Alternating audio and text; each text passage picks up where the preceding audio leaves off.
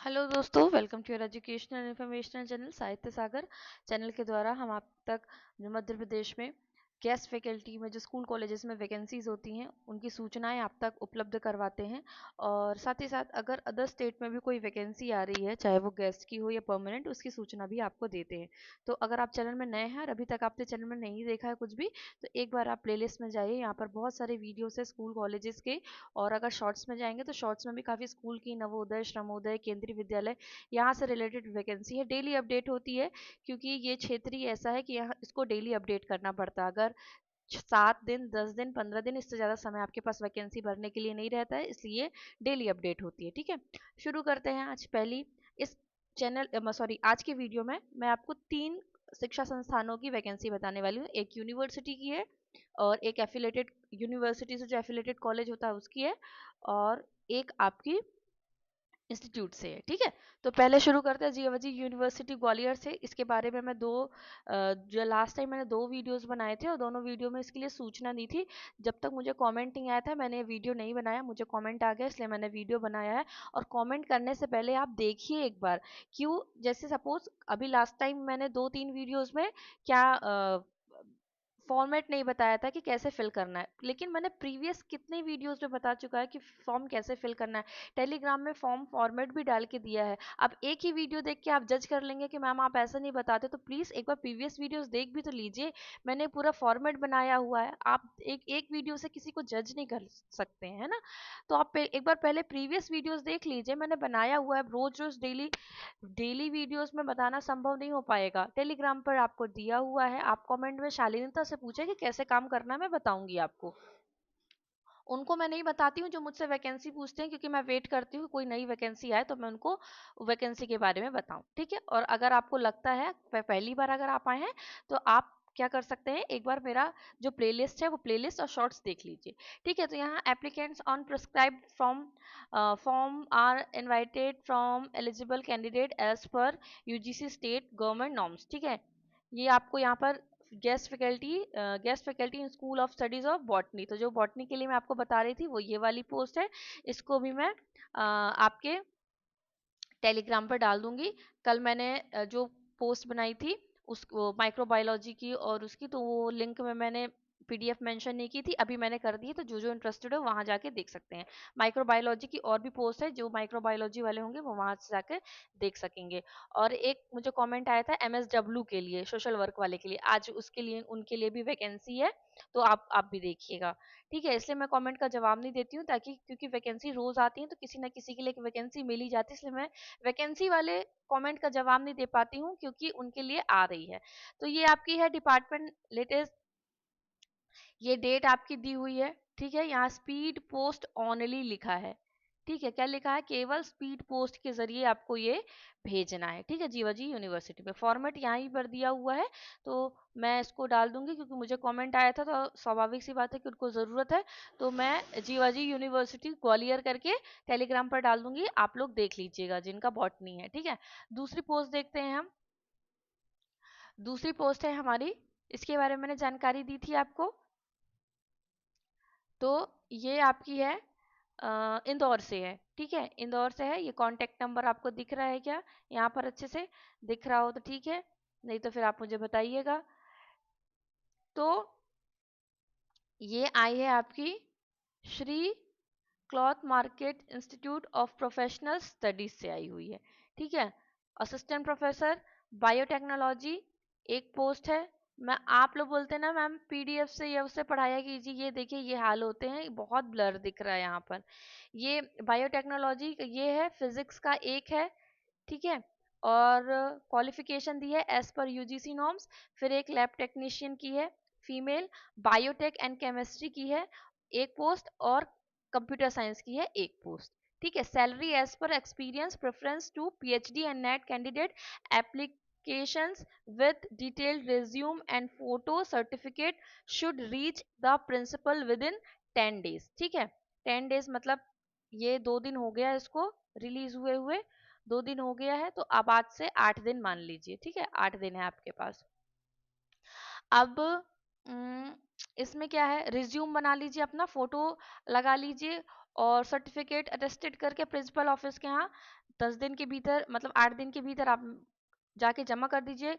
Mail नहीं है इसमें, ठीक है, नो मेल, ईमेल, ठीक है, इसे मेल नहीं करना है, आपको वहां जाके जमा करना है। आप वीडियो अच्छे से देखेंगे तो आपको सब पता चलेगा। कल एक कमेंट आया था, मैंने पूरा वीडियो बना लिया, उसमें मैडम ये किस डिस्ट्रिक्ट से निकली हुई है, पूरा वीडियो ही नहीं देखा आपने तो आपको पता कैसे चलेगा। ठीक है, नेक्स्ट पोस्ट देखिए, नेक्स्ट पोस्ट हम देखते हैं। ये आई है आपकी यूनिक कॉलेज ऑफ टेक्नोलॉजी और चतुर्वेदी कॉलेज सतना रोड अमरपाटन सतना से आई है। ये अवधेश प्रताप सिंह जो विश्वविद्यालय है उससे एफिलेटेड है। सारी डिटेल्स आपको यहाँ पर दिख रही, मेल दिख रहा है, कॉन्टैक्ट नंबर दिख रहा है, और जो कुछ ब्लर दिख रहा है वहाँ पढ़ के आपको दिखा देती हूँ। मैं तो पीडीएफ से ही पढ़ा रही थी, आप ही लोगों ने बोला मैम ओरिजिनल से पढ़ाइए, ओरिजिनल में दिखता नहीं है।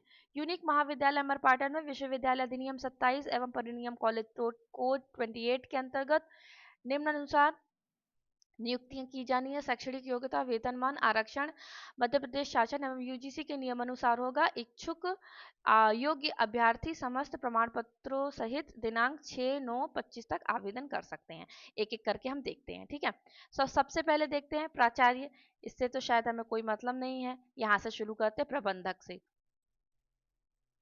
तो प्रबंधक में देखिए मैनेजमेंट है, सबसे पहले प्रबंधक 3 पोस्ट दी हुई हैं, एमबीए, एमफिल, पीएचडी या नेट। इनमें से पीएचडी और नेट एक साथ यहाँ पर दिया हुआ है, इसमें स्लैश नहीं है, तो या तो आपके पास एमबीए हो या तो एमफिल हो या तो पीएचडी नेट हो, ठीक है। फिर तो जो आपका मेरिट बनती है तो वो इस पे भी मेरिट बनती है कि कितने फॉर्म्स आए हैं और उनमें क्या क्वालिफिकेशन है। कभी कभी कोई फॉर्म नहीं आते तो जो कम, जैसे हमारा मास्टर है तो हमारे उसमें भी चयन हो जाता है।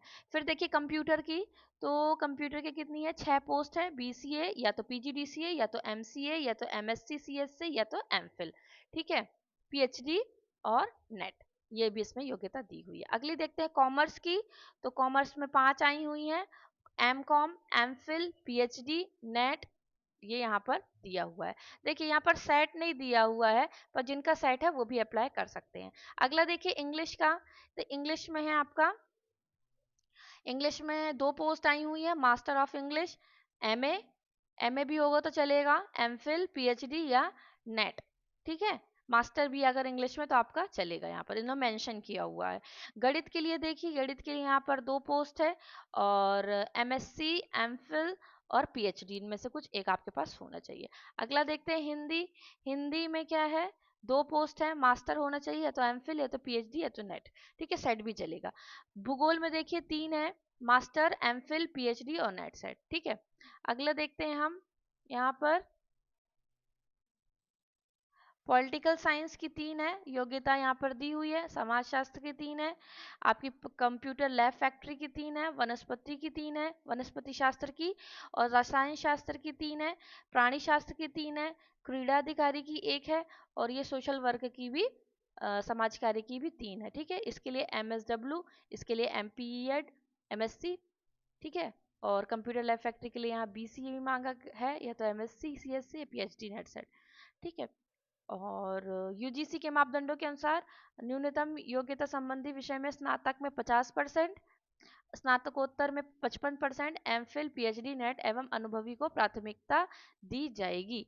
आगे क्या लिखा है, आवेदक आवश्यक मूल दस्तावेजों एवं पासपोर्ट फोटो के साथ साक्षात्कार के लिए 6/9/2025 को सुबह 12 से 5 तक कार्यालय में उपस्थित हों। यहाँ पर क्या है, यहाँ पर क्या है, आपको भेजना नहीं है, आपको क्या करना है, देखिए मैं यहाँ पर बता दे रही हूँ, यहाँ पर आपको जो डॉक्यूमेंट्स है और सारी चीज़ें हैं, रिज्यूम वगैरह है, वो भेजना नहीं है। आपका डायरेक्ट क्या होगा, डायरेक्ट आपका इंटरव्यू होगा, इंटरव्यू होगा। कब होगा आपका, आपका होगा 6 सितंबर को। कब होगा इंटरव्यू, डेट क्या है इंटरव्यू डेट की, इंटरव्यू की डेट क्या है, 6 सितंबर, ठीक है, ये यहाँ पर डेट दी हुई है, 6 सितंबर आपकी डेट है। तो आई थिंक आपको क्लियर हो गया होगा, ठीक है। और प्लीज़ कमेंट करने से पहले एक बार देख लियो, और आपको अगर कुछ पूछना है तो शालीनता से पूछ लीजिए, मैं आपको बता दूंगी, क्योंकि ये सब जानकारी जुटाने में आपके लिए और एक वीडियो बनाने में समय लगता है। ठीक है, तो आप शालीनता से पूछे मुझसे। मैं पोस्ट नहीं बता, जैसे आपने बोला ना मैम कटनी की बता दीजिए, जबलपुर की बता दीजिए, मैं वो नहीं बता पा रही हूँ अभी। इसलिए नहीं बता पा रही हूँ क्योंकि रहती है तो आपने प्रीवियस वीडियो देख लिए होंगे तभी आप मुझे कमेंट कर रहे हैं। और अगर नहीं है, अगर प्रीवियस वीडियो में इसलिए आप मुझे कमेंट कर रहे हैं, तो मैं वेट करती हूँ कि वैकेंसी आ जाए तब मैं आपको पोस्ट बताऊँ। ठीक है, तो आप वैकेंसी के लिए अगर पोस्ट कर रहे हैं तो इसके लिए मैं आपको ये सलाह दूंगी। और अगर आप और कोई सूचना चाहते हैं तो वो मुझे दीजिए, मैं बताऊंगी आपको। ठीक है, अब अगर आप मुझसे अच्छे से पूछेंगे, शालीनता से, अच्छे सभ्यता से पूछेंगे, मैं आपको बताऊंगी। एक दो दिन का भले समय लग जाएगा लेकिन मैं आपको बताऊंगी। ठीक है, तो ये फॉर्मेट मैं अभी आपको जीवाजी यूनिवर्सिटी वाला टेलीग्राम पे सेंड कर देती हूँ।